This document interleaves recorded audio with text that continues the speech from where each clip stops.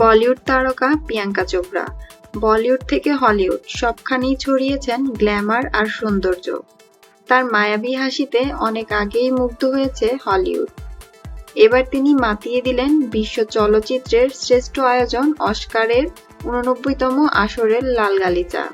মার্কিন TV series কোয়ান্টিকো ও Hollywood ছবি বেওয়াচের সুবাদে আজকাল হলিউড পাড়ায় প্রিয়াঙ্কা চোপড়ার আনাগোনাটা অনেক বেশি।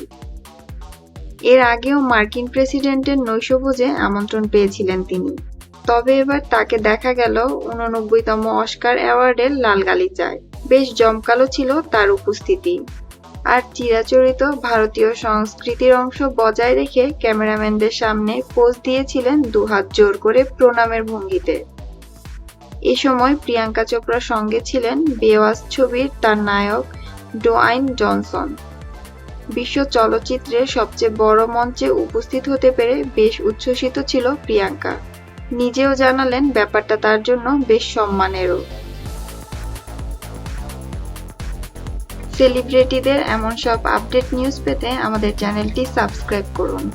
লাইক, কমেন্ট এবং শেয়ার করতে ভুলবেন না।